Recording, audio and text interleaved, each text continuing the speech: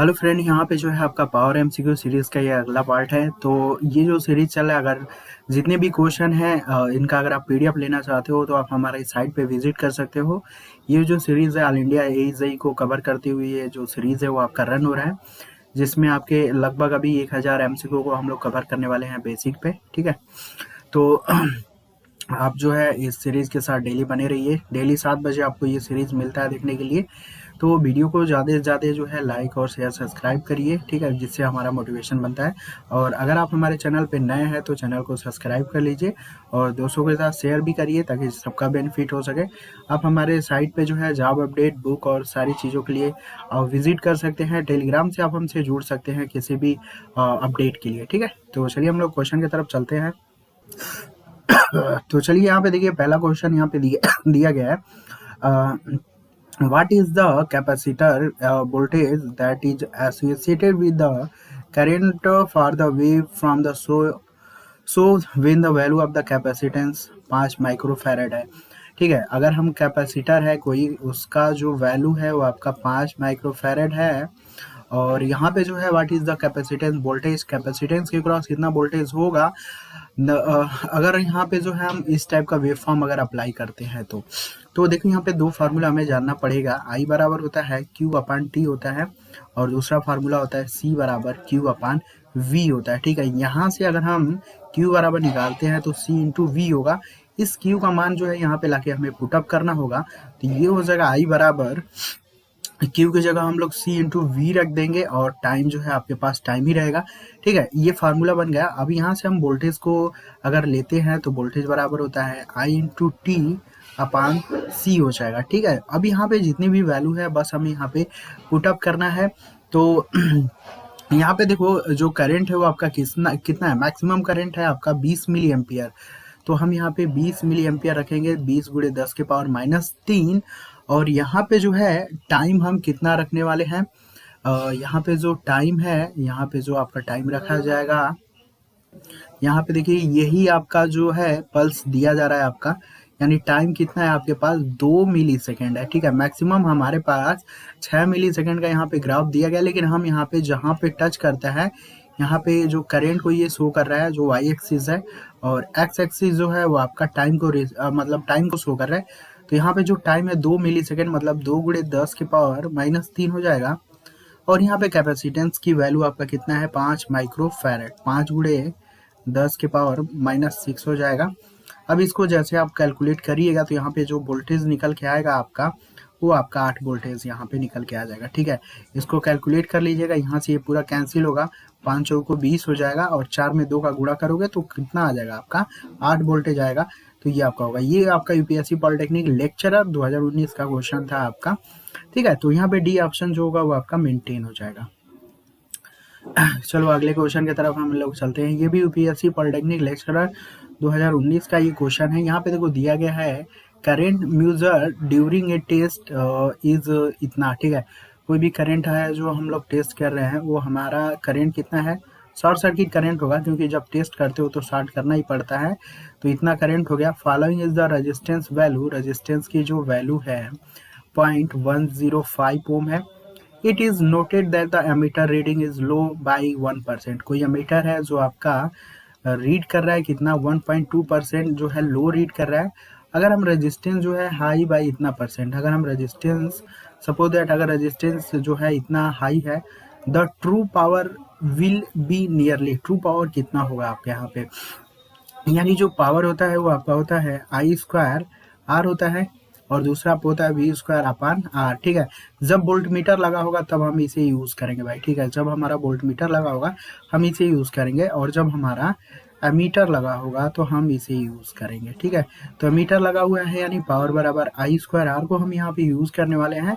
Current कितना है 30.4 का स्क्वायर कर लेंगे, और रेजिस्टेंस कितना है 0.105 आपका रेजिस्टेंस है। ठीक है, इसे अगर आप कैलकुलेट करते हो तो जो पावर आपका बनेगा 97.5 आपका यहाँ पे जो पावर होगा वो पूरा का पूरा पावर बनेगा। ठीक है, लेकिन एक चीज यहाँ पे ध्यान दो, इतना परसेंट लो कर रहा है ना, अगर लो कर रहा है तो उसको इंक्रीज कर दो। ठीक है, अगर सपोज दैट मान लो ये एक्यूरेट वैल्यू है 100, ठीक है, और आप कोई रीडिंग ले रहे हो तो 90 के अप्रॉक्स रीडिंग जा रहा है, तो यह डिफरेंस कितना हुआ 10 का हुआ, यानी 10 जो है वो आपका मतलब कहीं ना कहीं लॉस हो रहा है या फिर एक तरीके का लॉस हो रहा है ना, उसी को इसमें जोड़ दो। ठीक है, तो अगर यहाँ पे 1.2% अगर इंक्रीज करते हो तो ये 97 से 98 हो जाएगा। ठीक है, यानी अप्रॉक्सीमेट यहाँ पे जो आंसर होगा वो आपका सी निकल के आएगा। ठीक है, 99.1 वाट करके आप यहाँ पे बनेगा। ठीक है, तो बस यही था आपका करेंट था, उसे हम टेस्ट कर रहे थे, 30 एम्पियर का था और रेजिस्टेंस उसका था मीटर का इतना। और हमने मीटर को लगा के रीड किया, जो आपका लो रीडिंग दे रहा था 1.2%।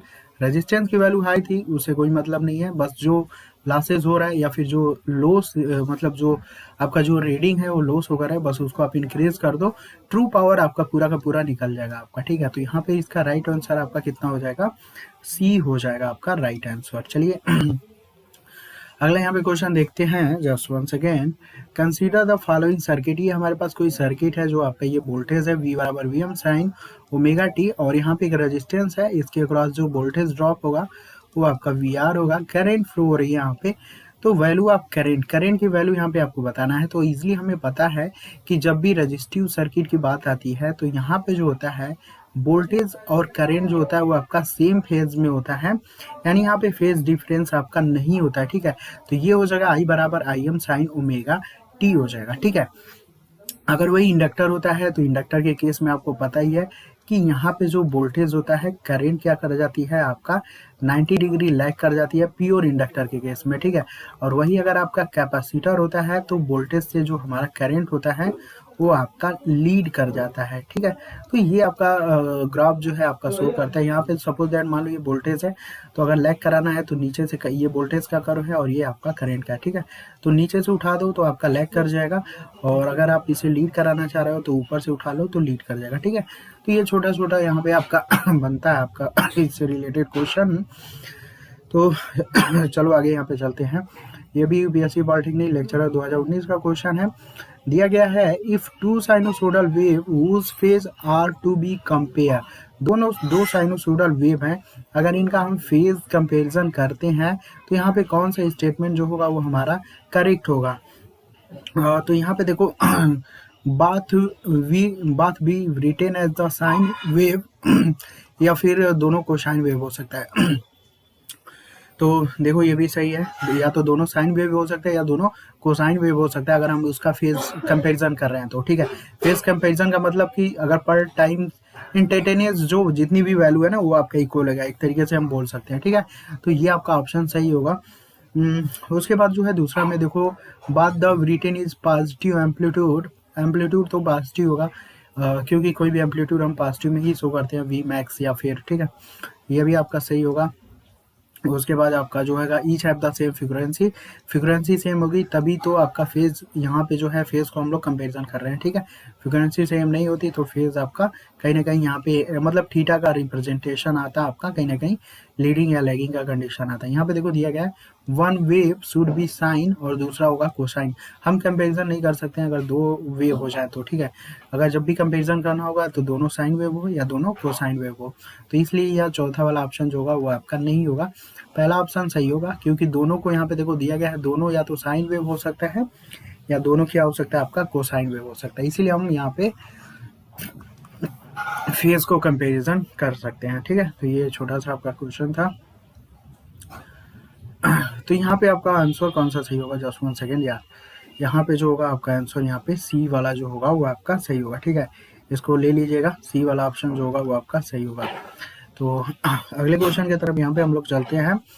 दिया गया है, according to the Kirchhoff voltage law the algebraic sum of IR drop is primarily depend upon the. तो KVL यही बोलता है कि जितने भी सोर्स ऑफ EMF है और जितना भी ड्रॉप है ना, इनका योग जो होता है वो आपका 0 होता है। ठीक है, तो यही होता है आपका कि किरचॉफ वोल्टेज लॉ। तो यहाँ पे जो होता है, जो ड्रॉप होता है ना IR का जो ड्रॉप होता है, ये आपका डायरेक्शन ऑफ करंट पे फ्लो पे डिपेंड करता है। सपोज ये रेजिस्टेंस है, मैंने बताया भी था कि current higher potential to lower potential flow होती है। ठीक है, अगर करंट इस साइड फ्लो रही है तो सिंपल सी बात है कि ये आपका हायर पोटेंशियल है और ये आपका लोअर पोटेंशियल है।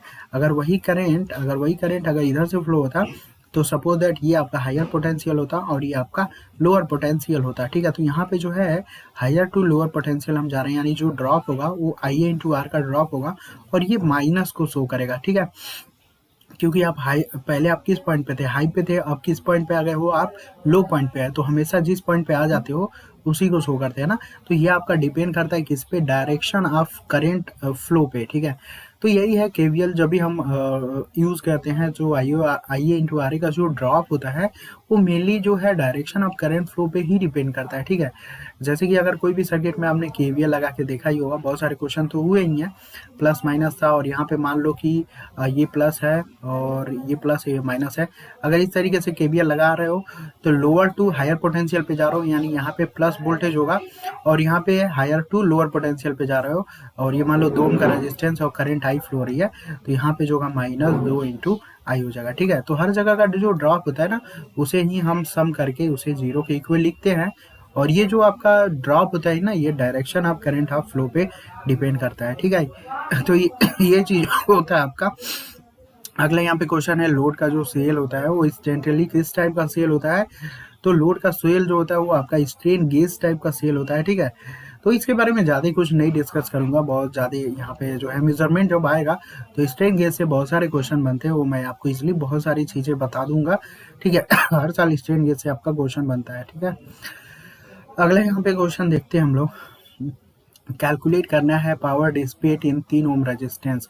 ये हमारा 3 ओम का रेजिस्टेंस है और यहाँ पे पावर डिसिपेट हमें बताना है, ठीक है। पावर डिसिपेट का मतलब आई स्क्वायर इंटू आर हमें यहाँ पे बताना है, जिसमें हमें रेजिस्टेंस की वैल्यू तो हमें दिख रही है सीधे सीधे, बस हमें किसी भी तरीके अगर हम लोग करंट को लेकर आ जाते हैं तो हम यहाँ पे 3 ओम के क्रॉस जो है पावर डिसिपेट बता सकते हैं, ठीक है।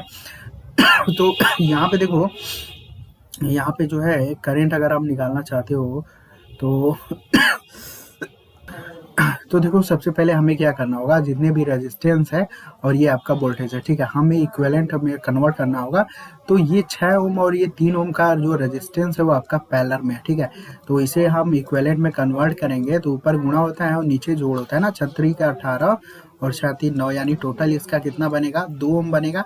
अब ये जो 2 ओम है और इस 4 ओम के साथ किस में कनेक्ट होगा, और सीरीज में कनेक्ट होगा, तो 4 और 2 कितना हो जाएगा आपका, 6 ओम हो जाएगा, ठीक है। ये आपका रेजिस्टेंस इक्विवेलेंट हम लोगों ने निकाल लिया है। वोल्टेज हमारे पास 12 वोल्टेज दिया ही है, सिंपली हमें करंट निकालना होता है। तो करंट बराबर हो जाता है आपका वोल्टेज अपान रेजिस्टेंस, ठीक है। वोल्टेज आपका कितना है, 12 वोल्टेज। आर इक्विवेलेंट हम लोगों ने कितना निकाला है, 6 निकाला है। तो यहाँ पे टोटल जो करंट होगा वो आपका 2 एम्पियर की करंट हमारे पास निकल के आ गई, ठीक है। यानी ये आपकी जो करंट है वो आपकी 2 एम्पियर है। अब यहाँ पे भी जो है करंट आएगी कितना, 2 एम्पियर। अब यहाँ से जो है कुछ करंट इधर जाएगी और कुछ करंट आपका इधर जाएगा। तो हम यहाँ पे क्या करेंगे, करंट डिवीजन रूल लगा लेंगे। हमें करंट चाहिए इस वाले सर्किट में, ठीक है, यानी I1 करंट चाहिए। तो हमें देखो, अगर I1 करंट चाहिए तो करंट डिवीजन रूल लगाना होगा। टोटल करंट कितनी आ रही है हमारे पास, 2 एम्पियर की करंट आ रही है, ठीक है। टोटल हमारे पास 2 एम्पियर की करंट आ रही है और नीचे जो है हम दोनों का जहां से करंट डिवाइड होती है ना, उन दोनों का रेजिस्टेंस का योग लिखते हैं ना। तो 6 और ये 3 कितना हो जाएगा, 6 और 3 लिखते हैं। और जिस सर्किट में निकालना होता है ना, उसको उस रेजिस्टेंस को ना लेके अपोजिट वाले रेजिस्टेंस को लेते हैं, ठीक है। तो यहाँ पे 6 को हम लोग लेंगे। अब इसे हम कैलकुलेट करेंगे तो ये हो जाएगा 6 दूनी 12 हो जाएगा ऊपर और 6 3 9 हो जाएगा, ठीक है। इसे आप अगर 3 चौक को 3 से काट दो, 3 चौक 12 और तितली के 9, ठीक है। 4/3 हो जाएगा। यहाँ पे यानी करंट हमारे पास 4/3 आ गई, ठीक है। अब बस हमें पावर निकालना था तो आप इसके लेकर आ जाओ, यहाँ पे हमें सिर्फ करंट ही चाहिए था। यानी पावर बराबर हो जाएगा 4/3 का आई स्क्वायर इंटू रेजिस्टेंस कितना है आपके पास, 3 है। तो 4 चौको 16 हो जाएगा और 3 तिली के 9 और ये हो जाएगा 3। ये 3 से 3 कैंसिल होगा, यानी टोटल 16/3 आपका यहाँ पे बनेगा।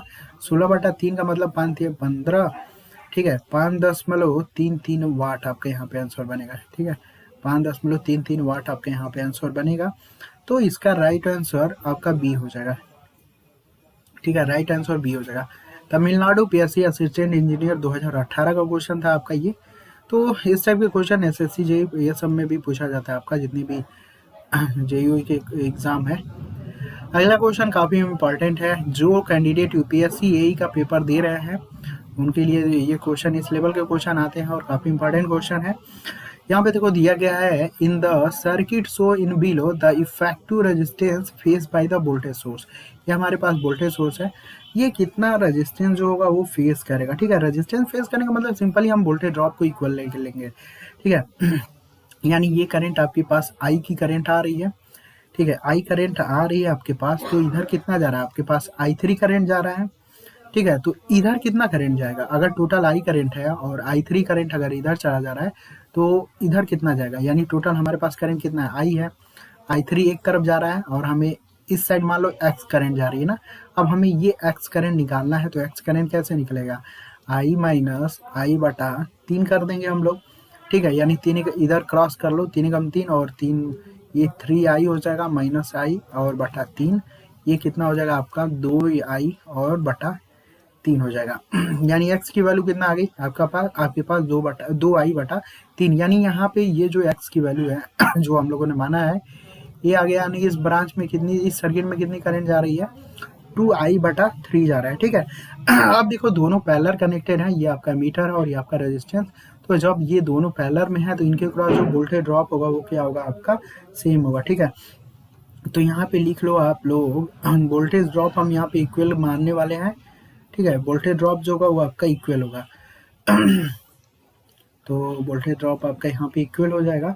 तो यहाँ का जो वोल्टेज ड्रॉप होगा, ये करंट आ रही है और ये आपका रेजिस्टेंस है, तो यहाँ का जो वोल्टेज ड्रॉप होगा वो आपका कितना हो जाएगा आपका तो चलो जो है एक काम करो, यहाँ का जो एमीटर का इंटरनल रेजिस्टेंस कुछ ना कुछ मान लेते हैं हम लोग। ठीक है, क्योंकि बिना रेजिस्टेंस के तो ड्रॉप होगा नहीं, तो हम इंटरनल रेजिस्टेंस एमीटर का मान लेते हैं, यानी एमीटर में कुछ ना कुछ ड्रॉप होगा भाई, वो ड्रॉप हम लोग ले लेते हैं इन आर इंटरनल। ठीक है, एमीटर का, और एमीटर में करंट फ्लो हो रही है आपका I/3। ठीक है, हमने ऊपर वाले का एमीटर के क्रॉस ड्रॉप ले लिया, अब रेजिस्टेंस के क्रॉस जो ड्रॉप होगा करंट कितना फ्लो हो रहा है, 2i/3 हो रहा है और 3 ओम का रेजिस्टेंस है। ठीक है, ये आपका हो गया। अब यहाँ से आर इंटरनल निकाल लो। ठीक है, आर इंटरनल निकाल लो, यहाँ से आई कैंसिल कर लो और यहाँ से ये 3 से 3 कैंसिल हो जाएगा और यहाँ से ये 3 का डायरेक्ट इसमें गुणा हो जाएगा ना, 3 दूनी 6 हो जाएगा, यानी आर इंटरनल कितना हो जाएगा 6 ओम हो जाएगा। ठीक है, आर इंटरनल हमारे पास आ गया 6 ओम। अब देखो हमारे पास आर इंटरनल 6 ओम आ गया, तो ये आपका कितना हो गया भाई, आर इंटरनल आपका 6 ओम आ गया। तो यहाँ पे देखो जो एमीटर था इसका इंटरनल रेजिस्टेंस हमारे पास कितना आ गया, 6 ओम आ गया, और इसके पैरेलल में एक रेजिस्टेंस लगा हुआ है 3 ओम का। ठीक है, ये 6 और ये 3 किस में है, पैरेलल में है, इनका इक्विवेलेंट हम लोग निकालेंगे, यानी 6 और 3 किस में है भाई, पैरेलल में है, इन्हीं का हमें इक्विवेलेंट निकालना था। तो 6 और 3 जब इक्वल पैरेलल में है तो ऊपर गुणा होता है और नीचे क्या होता है आपका जोड़ होता है। ठीक है, तो 6 3 18 और 6 3 9, यानी टोटल कितना हो जाएगा आपका 2 हो जाएगा। ठीक है, तो यहाँ पे इसका राइट आंसर कितना बनेगा आपका 2 ओम बनेगा। तो काफ़ी इंपॉर्टेंट क्वेश्चन है ये, मेरे अकॉर्डिंग जो है काफ़ी मतलब बहुत ही इंपॉर्टेंट क्वेश्चन है ये, इस चीज़ को ध्यान दीजिएगा। ठीक है, very very important question, UPPSC AE 2018 का क्वेश्चन है, पेपर फर्स्ट का ही क्वेश्चन है, तो इस टाइप का क्वेश्चन देख लीजिएगा। जेईई के लिए भी आई थिंक बहुत इंपॉर्टेंट है ये जो क्वेश्चन है। जेईई में भी जो है इस टाइप के आपको क्वेश्चन मिलते हैं देखने को, तो ये क्वेश्चन देख लीजिएगा भाई। ठीक है, और इम्पॉर्टेंट भी लगा लीजिएगा। अभी हम लोग बहुत सारे क्वेश्चन देखनेंगे। ठीक है, जितने भी नेटवर्क हैं हर एक लेवल के क्वेश्चन यहाँ पे हम लोग डिस्कस करेंगे। चलो अगले क्वेश्चन की तरफ चलते हैं हम लोग। For the circuit showing below the voltage VAB, ये आपका B है और ये आपका A है। ठीक है, E यानी 5 ओम के क्रॉस हमें यहाँ पे वोल्टेज निकालना है, यानी ये हमें 5 ओम के क्रॉस यहाँ पे वोल्टेज निकालना है भाई। ठीक है, तो हम मान लेते हैं कि यहाँ पे हमने KCL अप्लाई किया। ठीक है, यहाँ पे लिख लो अप्लाई की नहीं, पहले नोडल एनालिसिस लगाने से पहले हमें KCL अप्लाई करना पड़ता है। तो KCL जस्ट 1 सेकेंड, तो यहाँ पे जो है चाहे आप नीचे भी लगा सकते हो या ऊपर भी लगा सकते हो, कोई इशू नहीं है, लेकिन मेरी मानो तो यहाँ पे नीचे लगाना थोड़ा सा सूटेबल होगा। रीज़न क्या है कि रेजिस्टेंस को हम लोग टेक ओवर कर सकते हैं यहाँ से। ठीक है, तो यहाँ पे थोड़ा सा ध्यान देना, मैं अभी जस्ट ध्यान नहीं दे पाया, ये भी यूपीपीएससी एई असिस्टेंट इंजीनियर 2011 पेपर फर्स्ट में आया हुआ क्वेश्चन है। तो यहाँ पे जो है नोड ए पे अगर हम लोग केसीएल अप्लाई कर लेते हैं तो हम यहाँ से मान लेते हैं कि हमारे यहाँ से हम फ्री हैं, कुछ भी कर सकते हैं, ठीक है। यहाँ से एक करंट इधर जा रही है, एक करंट इधर जा रही है और दूसरी करंट नहीं, तीसरी करंट इस साइड जा रही है, ठीक है। इसे I1 ले लो, इसे I2 ले लो और इसे I3 ले लो। यानी ये टोटल कितना होगा, I1 plus I2 plus I3 होगा। केसीएल यही बोलता है ना। तो हमने तीनों करंट जाने वाली करंट को शो कर लिया, ठीक है। अब यहाँ से I1 निकालना है, करंट बराबर होता है वोल्टेज और रेजिस्टेंस का रेशियो होता है। तो I1 निकालने के लिए हमें क्या चाहिए, वोल्टेज चाहिए। यहाँ का वोल्टेज हम लोग मान लेते हैं VA मान लेते हैं, ठीक है। तो ये VA वोल्टेज होगा और यहाँ से देखो अब जब इधर से इधर जा रहे हो, लोअर टू हायर पोटेंशियल आप जा रहे हो, ठीक है। लोअर टू हायर पोटेंशियल जा रहे हो तो हम किसको लेंगे, प्लस वाले को ही लेंगे। तो यहाँ पे प्लस 10 हो जाएगा और रेजिस्टेंस कितना हो जाएगा आपका 5 ओम होगा, ठीक है। क्योंकि करंट वोल्टेज और रेजिस्टेंस का रेशियो होता है तो हमने ऊपर वोल्टेज का रेशियो लिखा, नीचे रेजिस्टेंस का रेशियो लिखा। इसी तरीके हम लोग I2 को भी निकाल सकते हैं। I2 जो होगा, यहाँ का जो वोल्टेज है नोड का VA हमने माना हुआ है और इसके बीच का जो रेजिस्टेंस है वो आपका 5 ओम है, हम 5 ओम ले लेंगे। इसी तरीके I3 को अब हम लोग निकालेंगे तो I3 के यहाँ का वोल्टेज आपका VA है और यहाँ पे देखो क्या कर रहा है, हम लोग हायर पोटेंशियल से लोअर पोटेंशियल जा रहे हैं ना। तो हम यहाँ पे VA माइनस यूज करेंगे, ठीक है, क्योंकि हम लोअर पे अब चले गए। तो VA माइनस 50 और रेजिस्टेंस आपका कितना है यहाँ का 10 ओम है। तो ये टोटल इसका वैल्यू जीरो मतलब जीरो हो जाएगा। अब यहाँ पे क्या करना, आप पूरा का पूरा इसको सॉल्व करना।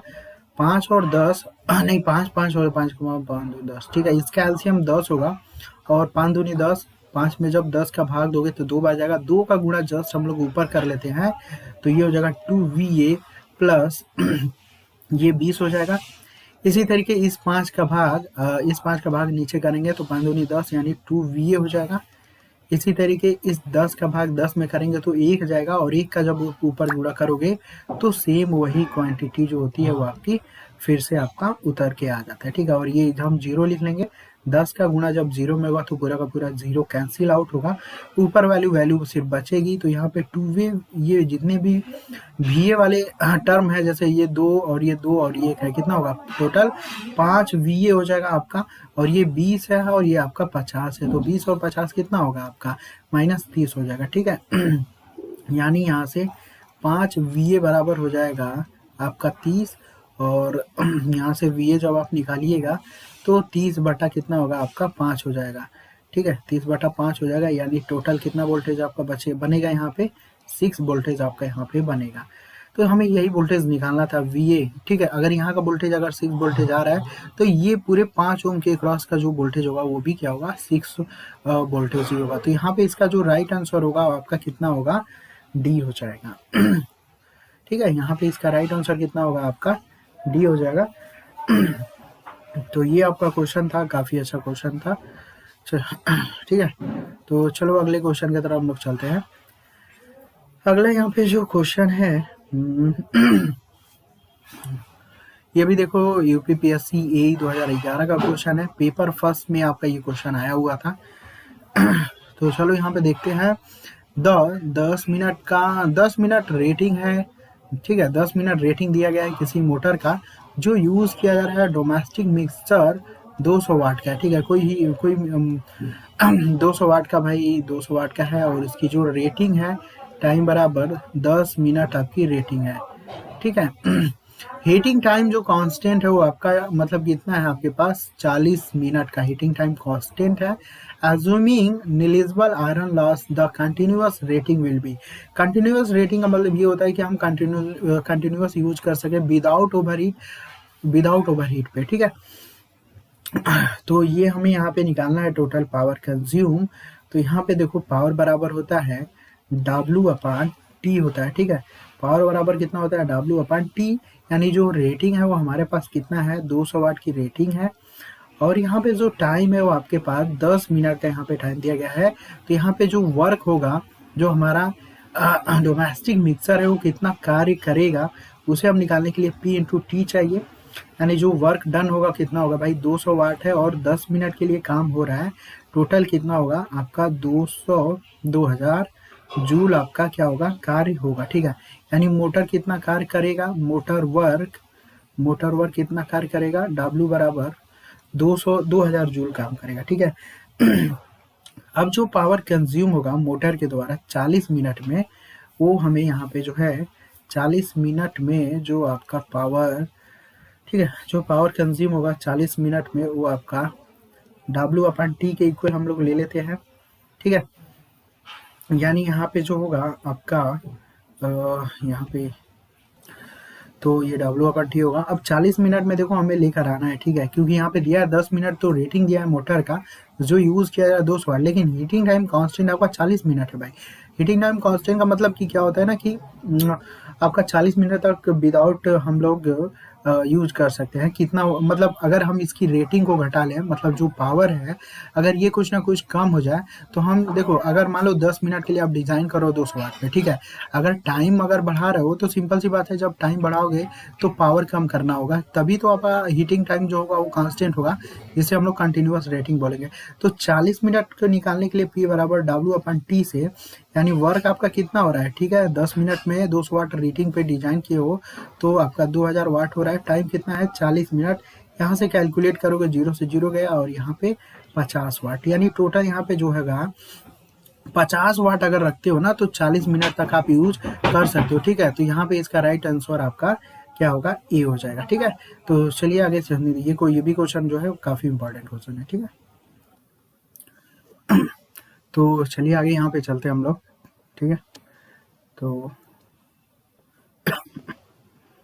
यहाँ पे देखिए अगला क्वेश्चन जो है आपका यहाँ पे दिया गया है, ए वोल्टेज सोर्स जो है V बराबर जो है आपका Vm cos ओमेगा t है, और ये जो है डिलीवर कर रहा है power to the load at the power factor 0.7 lagging.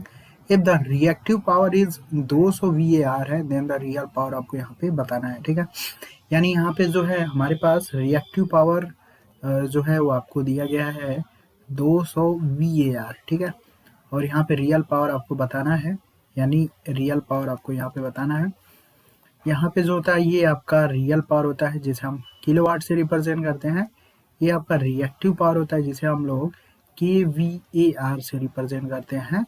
और ये जो होता है आपका अपरेंट पावर होता है जिसे हम लोग kVA से रिप्रेजेंट करते हैं। ठीक है, इसके बीच का जो एंगल होता है वो हमारा इम्पिडेंस एंगल या फिर पावर फैक्टर एंगल भी आप बोल सकते हो इसको। ठीक है, तो यहाँ पे रिएक्टिव पावर आपका दिया गया है और यहाँ पे आपका पावर फैक्टर कितना दिया गया है, 0.7 लैगिंग दिया गया है। और तो यहाँ पे देखो रिएक्टिव पावर हमें जो है रिएक्टिव पावर, यहाँ पे रियल पावर हमें निकालना है, तो रियल पावर बराबर जो होता है आपका VI cos फाई होता है। ठीक है, VI cos फाई होता है, तो हमें जो है cos फाई की तो वैल्यू पता ही है। ठीक है, cos फाई की वैल्यू हमें पता ही है 0.7, सिर्फ हमें वोल्ट इनटू करंट इसका रेशियो हमें चाहिए, यानी हमें अपरेंट पावर का जो है अपरेंट पावर बोल सकते हो, किसी तरीके V इंटू आई का हमें किसी भी तरीके से चाहिए ही चाहिए। तो यहाँ पे देखो रिएक्टिव पावर जो Q होता है ये होता है आपका VI साइन फाई होता है। ठीक है, तो अगर हम रिएक्टिव पावर 200 दिया हुआ है यहाँ पे, और किसी भी तरीके हम यहाँ से VI कैलकुलेट कर सकते हैं, किसी भी तरीके यहाँ पे साइन फाई का मान हमें निकालना होगा। जब कास फाई का मान दिया गया है तो हम साइन फाई का मान इजिली निकाल सकते हैं। Sine square theta plus cos square theta बराबर होता है आपका 1। यहाँ से अगर आप फार्मूला देखोगे तो साइन स्क्वायर थीटा बराबर हो जाएगा 1 माइनस कास स्क्वायर थीटा, और यहाँ से जब आप साइन थीटा कैलकुलेट करोगे तो ये हो जाएगा √1 माइनस कास स्क्वायर थीटा हो जाएगा। ठीक है, तो यहाँ पे √1 माइनस कास का वैल्यू 0.7 है, तो इसका 0.7 749 हो जाएगा और आपका, ठीक है, तो यहाँ पे आप कैलकुलेट कर लीजिएगा साइन थीटा की जो वैल्यू आएगी आपका 0.7 आएगी। ठीक है, 0.714 आएगा लगभग। तो ये आपका आ गया। ठीक है, यहाँ पे अब हम लोगों ने साइन फाई की वैल्यू निकाल लिया है, यानी 0.714 निकाला हुआ है। अब यहाँ से देखो VI कैलकुलेट कर लेंगे हम लोग। VI हम यहाँ से निकाल सकते हैं, ये हो जाएगा आपका 200 बटा 0.714 हो जाएगा, इसे अगर आप आगे कैलकुलेट करिएगा तो 200 बटा ये आपका आएगा 280.112 वोल्ट एम्पियर आएगा आपका। तो किसी भी तरीके हमें वोल्ट एम्पियर का ही मान चाहिए था, हम लोगों ने निकाल लिया है। ये वोल्ट एम्पियर का मान हम लोगों ने यहाँ पे निकाल लिया है। रिएक्टिव पावर हमें जो दिया था उसी को हमने बेस मान के निकाला हुआ है। तो वी आई हमने निकाल लिया है, तो ये हो जाएगा 280.1112। ठीक है, कास फाई का वैल्यू आपको पता ही था। यहाँ पे आप पावर क्या कर सकते हो, निकाल सकते हो। इसे जब आप कैलकुलेट करिएगा तो 196.0112, यानी यहाँ पे जो पावर होगा 196 समथिंग कुछ होगा। लेकिन आपको जब आंसर मैच नहीं करेगा तो उस कंडीशन में हम लोग सी वाले ऑप्शन को यहाँ पे राइट ले लेंगे। ठीक है, ये भी जो है आपका यूपीपीएससी असिस्टेंस 2011 पेपर फर्स्ट में आपका यहाँ पे जो है ये क्वेश्चन दिया गया था। ठीक है, तो ये देख लीजिएगा और 200 वाट यहाँ पे जो होगा वो आपका आंसर बनेगा। तो इस टाइप के क्वेश्चन जो है आपको देखने को मिलेंगे यूपीपीएससी जिनका भी एग्जाम होगा। तो चलिए यहाँ पे आगे चलते हैं हम लोग। आगे यहाँ पे देखो दिया गया है कि जो परमिटिविटी होती है हम लोग इसको किस में एक्सप्रेस करते हैं। ठीक है, तो यहाँ पे जो होता है परमिटिविटी को हम लोग फैरेड पर मीटर में एक्सप्रेस करते हैं। ठीक है, और यहाँ पे एक परमिटिविटी होता है और दूसरा हमारा परमेबिलिटी होता है। ठीक है, परमेबिलिटी। ठीक है, परमिएबिलिटी होता है जिसे हम लोग μ0 μr से रिप्रेजेंट करते हैं, और permittivity epsilon 0 into epsilon r ये आपका काम करता है इलेक्ट्रिक फील्ड में। इलेक्ट्रिक फील्ड के लिए मीडियम प्रोवाइड करता है, और ये जो है हमारा मैग्नेटिक फील्ड के लिए जो है मीडियम प्रोवाइड करता है। ठीक है, तो यहाँ से एप्सिलॉन 0 इंटू एप्सिलॉन r बोल सकते हो। इसकी कोई यूनिट नहीं होती है रिलेटिव परमिटिविटी की। जो मात्रक होता है आपका एब्सोल्यूट परमिटिविटी का ही मात्रक होता है फैराड पर मीटर। ठीक है, इसी तरीके यहाँ पे जो है रिलेटिव परमिबिलिटी का कोई मात्रक नहीं होता है, एब्सोल्यूट परमिबिलिटी का मात्रक होता है, और ये होता है आपका हेनरी पर मीटर होता है। ठीक है, इसका मात्रक क्या होता है भाई, फैराड पर मीटर। तो यहाँ पे आपका फैराड पर मीटर होगा, परमिटिविटी का परमिबिलिटी पूछेगा तो हेनरी पर मीटर हो जाएगा। ठीक है, अगला क्वेश्चन देखो, काफी इंपॉर्टेंट क्वेश्चन है। यहाँ पे जो है ये क्वेश्चन काफी इंपॉर्टेंट क्वेश्चन है, तो इसको लिख लीजिएगा। West Bengal PSC assistance engineer 2017 में ये आपका क्वेश्चन बना हुआ है। देखो यहाँ पे क्वेश्चन में दिया गया है आपका एन एसी सोर्स है आपका, जो 200 वोल्टेज जो है वो आरएमएस सप्लाई किया जा रहा है। एक्टिव पावर जो है आपका दिया गया है। ठीक है, ये हम मान लेते हैं एक्टिव पावर कितना है हमारे पास 600 वाट एक्टिव पावर है, और रिएक्टिव पावर कितना है 800 वाट है। ठीक है, ये हमारा 800 VAR ये हमारा रिएक्टिव पावर है। यहाँ पे हमें अपरेंट पावर यहाँ पे थीटा हो जाएगा। एसी सोर्स आपका जो वोल्टेज है वो आपका VRMS वोल्टेज है, और आपका कितना है 200 वोल्टेज है। एक्टिव पावर हम लोगों ने देख लिया 600 वाट है। रिएक्टिव पावर भी हम लोगों ने देखा कि 800 है। आरएमएस करंट जो होगा वो कितना होगा सोर्स का। ठीक है, सोर्स का आरएमएस करंट यानी IRMS करंट हमें यहाँ पे चाहिए। ठीक है, तो देखो यहाँ पे IRMS चाहिए। अब यहाँ पे जो होगा एक्चुअल जो पावर ड्रॉ होगा। ठीक है, यहाँ पे देखो क्वेश्चन में दिया गया the RMS current draw from the source, मतलब जो सोर्स है जो करंट जाएगी वो इजिली मतलब एक्टिव पावर ही कंज्यूम होगा। यानी यहाँ पे जो पावर होगा वो हमारा होगा VRMS into IRMS into cos phi होगा। ठीक है, यही होगा भाई, सोर्स हमारा एक्टिव पावर ही देता है। अब यहाँ पे देखो ये आपका हो गया एक्टिव पावर, ये हो गया आपका रिएक्टिव पावर, और ये हो जाएगा आपका अपरेंट पावर। ठीक है, किसी भी तरीके हम लोगों को अपरेंट पावर निकाल लेते हैं यहाँ से। अभी मैं इसका यूज आपको बता रहा हूँ। देखो अपरेंट पावर यहाँ से हम लोग निकालेंगे। अपरेंट पावर बराबर होता है एक्टिव पावर का स्क्वायर प्लस रिएक्टिव पावर का स्क्वायर। ठीक है, तो एक्टिव पावर कितना है आपके पास 600 का स्क्वायर हो जाएगा, और रिएक्टिव पावर कितना है 800 का स्क्वायर हो जाएगा आपका। ठीक है, यहाँ से यस जब कैलकुलेट करिएगा तो यस बराबर कितना हो जाएगा, 6×36 और 64 100 हो जाएगा, यानी 10। और इस तरीके से यहाँ पे 1000 वोल्ट एम्पियर आपका यहाँ पे बनेगा। ठीक है, यानी यहाँ पे हम लोगों ने जो है अपरेंट पावर जो है हम लोगों ने यहाँ पे कैलकुलेट कर लिया है। अब हमें देखो यहाँ पे cos फाई चाहिए, तो cos फाई बराबर क्या होता है, cos फाई बराबर देखो यहाँ पे साइन लंबा आधार बटा कर्ण होता है। ठीक है, आधार बटा कर्ण होता है, तो cos बराबर होगा आधार बटा कर्ण। ठीक है, तो यहाँ पे आधार क्या है, ये आपका बेस है। ठीक है, एक्टिव पावर बेस है, यानी आधार ये होगा, और यहाँ पे जो कर्ण होगा ये आपका कर्ण है। ठीक है, तो यानी अपरेंट पावर क्या होगा यहाँ पे, कर्ण हो जाएगा। ठीक है, P/S हो गया आपका यहाँ पे। तो यहाँ पे एक्टिव पावर आपके पास कितना दिया गया है, एक्टिव पावर जो है, एक्टिव पावर आपके पास 600 दिया गया है, और रिएक्टिव जो पावर है, नहीं ये आपका अपरेंट पावर है ना। देखो cos बराबर होता है आधार बटा कर्ण, तो ये आपका आधार हो जाएगा, और ये आपका क्या हो जाएगा, कर्ण हो जाएगा ना, और ये क्या हो जाएगा आपका लंब हो जाएगा। ठीक है, यहाँ पे थीटा दिया गया, बस हम लोगों ने यहाँ पे पावर फैक्टर चाहिए हमें, अगर 10 चाहिए तो हम लंब बटा आधार लेते हैं। ठीक है, तो ये बात ध्यान दीजिएगा, अगर 10 चाहिए तो हमें 10 के थ्रू भी हम लोग निकाल सकते हैं, ऐसा नहीं है। ठीक है, 10 भी अगर निकालोगे तो यहाँ पे जो है 10 बराबर होगा लंब बटा आधार। ठीक है, तो लंब बटा आधार भी कर सकते हो, तो लंब कितना है आपके पास 800 है, और आधार कितना हो जाएगा आपके पास 600। यहाँ से थीटा निकालना पड़ेगा। ठीक है, tan इनवर्स 8/6, यहाँ से थीटा निकाल लेना।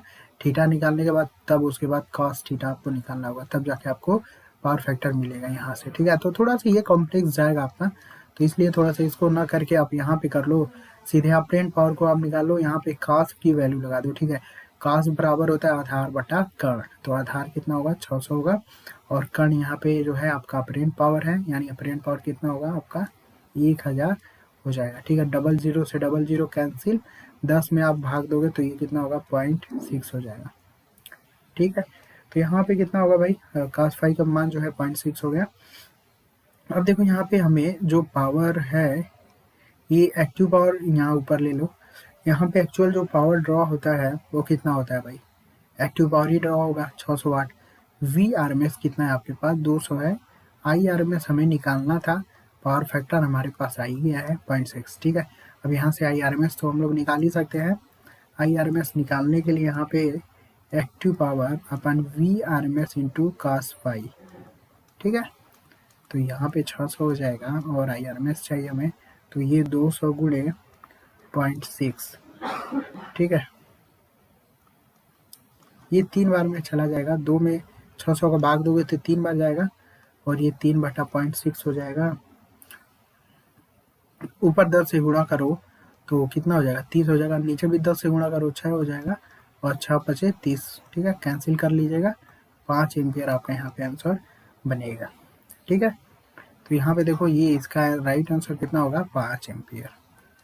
तो बहुत ही इंपॉर्टेंट क्वेश्चन है, इस टाइप के क्वेश्चन आपको 100% असिस्टेंट इंजीनियर में मिलते हैं देखने को, इस टाइप के जो क्वेश्चन है, तो इसको जरूर ध्यान दीजिएगा।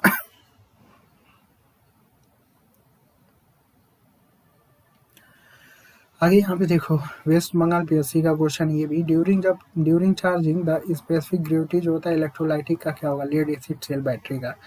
ठीक है, जब भी चार्ज करोगे तो ये इंक्रीज हो जाता है भाई। ठीक है, बैटरी का जब कराऊंगा तो उसमें बहुत सारे फैक्ट बता दूंगा आपको। ठीक है, कितना लोअर, कितना मतलब मिनिमम वोल्टेज होता है, कितना हायर वोल्टेज होता है, कितना डिफरेंस होना चाहिए, बहुत सारी चीज़ें बनती है वहाँ से क्वेश्चन। ठीक है, तो जब आपको बैटरी बताऊंगा अच्छे से, तो अभी तो ये नॉर्मल क्वेश्चन है, बस देख लो। ठीक है, जब भी चार्ज होगा तो स्पेसिफिक ग्रेविटी जो होता है वो आपका इंक्रीज कर जाता है ना, वही आपका जो है शो करता है कि आपकी बैटरी जो होगी वो आपकी चार्ज है। अगला भी जो है क्वेश्चन बैटरी से ही है। द बेस्ट इंडिकेशन मतलब क्या चीज़ जो होगा वो बेस्ट होगा देखने में, अगर हम चार्ज करते हैं लेड एसिड बैटरी को। ठीक है, लेड एसिड बैटरी को जब हम लोग चार्ज करते हैं तो देखने में क्या चीज़ होगा जिससे हमें पता चल जाएगा कि बैटरी चार्ज है, तो ये आपका हो जाएगा स्पेसिफिक ग्रेविटी। ठीक है, स्पेसिफिक ग्रेविटी इंक्रीज हो जाएगा जब हमारा बैटरी चार्ज होगा तो। ठीक है, आगे यहाँ पे देखो दिया गया है, ये भी क्वेश्चन बैटरी का ही है। The mass of iron liberated at the an electrode directly proportional to the quantity of electricity. तो क्वांटिटी ऑफ इलेक्ट्रिसिटी का मतलब जो होता है आई बराबर होता है क्यू बाई टी। तो क्वांटिटी ऑफ इलेक्ट्रिसिटी का मतलब कि I into T. Number of charge की बात करें तो यहाँ पे जो मास होता है आयन का वो लिब्रिकेट होता है किसी भी इलेक्ट्रोड में, वो डायरेक्टली प्रोपोर्शनल होता है क्वांटिटी ऑफ इलेक्ट्रिसिटी। ये नियम होता है आपका एक, ये आपका नियम होता है फैराडेज लॉ ऑफ इलेक्ट्रोलाइसिस। ठीक है, इलेक्ट्रोलाइसिस होता है। ये एम जो होता है वो आपका नम चार्ज के इक्वल होता है। और यहाँ पे जो है जब क्यू को हटाइएगा क्यू बराबर आई इंटू टी रख सकते हैं, और जब प्रोपोर्शनल का चिन्ह हटेगा तो ये जेड आ जाता है ना, जेड इंटू आई इंटू टी हो जाता है आपका ये। ठीक है, तो ये है आपका यहाँ पे।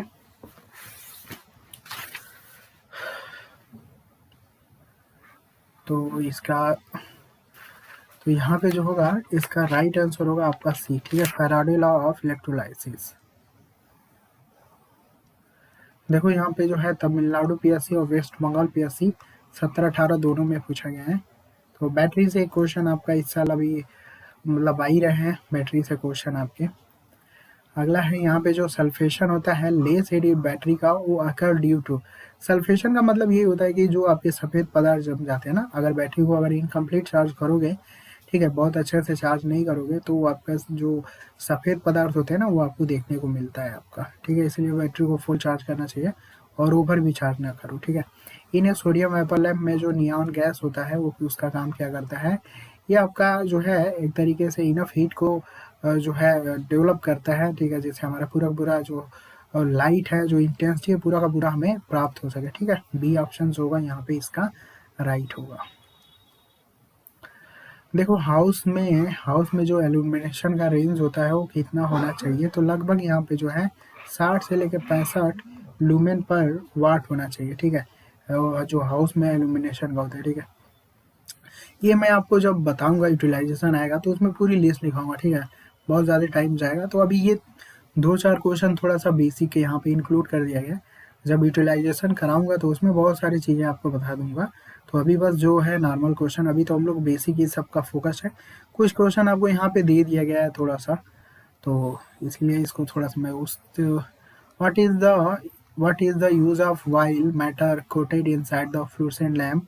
फ्लूसेंट लैम्प में जो है हम किस साइड का जो है कोटिंग करते हैं। ठीक है, तो ये हम करते हैं भाई अल्ट्रा वायलेट रेडिएशन जो होता है ना उसको विजुअल करने के लिए। ठीक है, ये करते हैं it convert the ultraviolet radiation into visual light.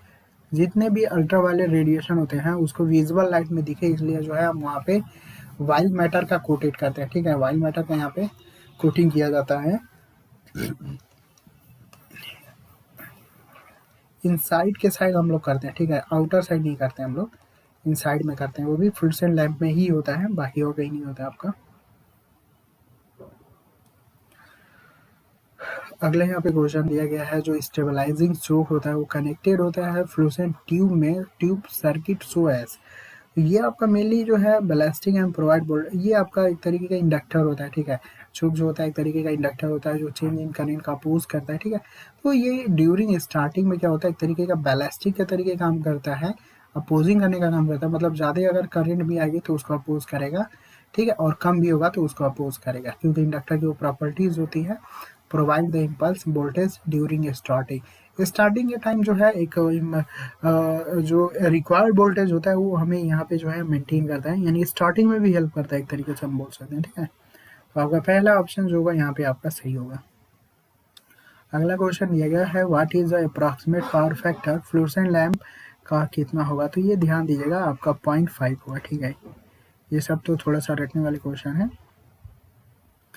अगला यहाँ पे जो क्वेश्चन दिया गया है जो करंट फ्लो हो रहा है between the electrode inside the lead acid battery, तो यहाँ पे ये होता है पोलराइजेशन करंट होता है। ठीक है, पोलराइजेशन करंट आपका होता है आपका यहाँ पे। अगला दिया गया है जो लैंप होता है that can not sustain much voltage fluctuation, कौन जो है वोल्टेज फ्लक्चुएशन ज़्यादा नहीं करता है, तो ये हमारा करता है इनकैसिडेंट लैंप जो होता है वो ज़्यादा फ्लक्चुएशन नहीं करता है। ठीक है, अगले यहाँ पे दिया गया है वेन जब फ्लोरेसेंट लैम्प जो होता है is to be operate DC which of the following additional device must be incorporate in the circuit. जब हम फ्लोरेसेंट लैम्प को ऑपरेट करते हैं डीसी में तो कौन सा एडिशनल डिवाइस हम यहाँ पे सर्किट में कनेक्ट करते हैं। एक रजिस्टर यूज करते हैं ताकि करंट को क्या कर सके, कंट्रोल किया जा सके। ठीक है, तो ये होता है आपका। अगले यहाँ पे क्वेश्चन जो है डी एल्बर्ट्स का जो प्रिंसिपल होता है ये किसके लिए होता है, तो ये जो होता है reducing the problem of kinetics of equivalent static problem. जो भी मास ऑफ होता है, जो काइनेटिक कंडीशन होता है, उसका अगर हम स्टैटिक इक्विवेलेंट निकालना चाहे, उसमें जो प्रॉब्लम होता है उसको सॉल्व करने के लिए डी एल्बर्ट प्रिंसिपल यूज किया जाता है। आपका सी वाला जो ऑप्शन होगा वो आपका सही होगा। ठीक है, तो चलो अब हम लोग कल मिलते हैं नेक्स्ट। ठीक है, इस क्वेश्चन के साथ मिलेंगे। डायमेंशन आपको यंग मॉड्यूल्स का आपको बताना है, तो कल हम लोग इसको डायमेंशन ऑफ यंग मॉड्यूल्स का निकालेंगे भाई। ठीक है, इसे वाई या ई से रिप्रेजेंट करते हैं या भाई ये होता है। ठीक है, पूरा इसका हम लोग आपको कल हम बता देंगे। ठीक है, तो चलो फिलहाल आज के लेक्चर में हम लोग इतना ही रखते हैं, मिलते हैं नेक्स्ट टाइम। तो वीडियो को आप लोग ज़्यादा से ज़्यादा जो है शेयर करिएगा और दोस्तों के साथ जो है इसे बताइएगा। ये सीरीज़ जो है पूरे ऑल इंडिया को जो है आपका एई को भी कवर करेगा, जेई को भी कवर करेगा, और ये दोनों को तो 100% कवर करेगा। बाकी लोअर एग्जाम को भी थोड़ा सा ये कवर करेगा सीरीज़। ठीक है, तो ज़्यादा से ज़्यादा फ्रेंड को आप बताइए। और एक अच्छे इलेक्ट्रिकल के लिए देखो 2 ही बुक बेस्ड होता है, एक जेबी गुप्ता और एक आपका आर के राजपूत। दोनों का सोल्यूशन मैंने कराया है बहुत ही अच्छे लेवल में, तो आप उसका जो है पेड कोर्स ले लीजिएगा। बहुत ही शानदार तरीके से पढ़ाया गया। ठीक है, 83,540 37,526 पे आप कांटेक्ट कर सकते हो। बहुत ही अच्छे लेवल में यहाँ पे जेबी गुप्ता आर के राजपूत का आपको सोल्यूशन मिल जाएगा। ठीक है चलो फिलहाल रखते हैं आज के लिए इतना ही।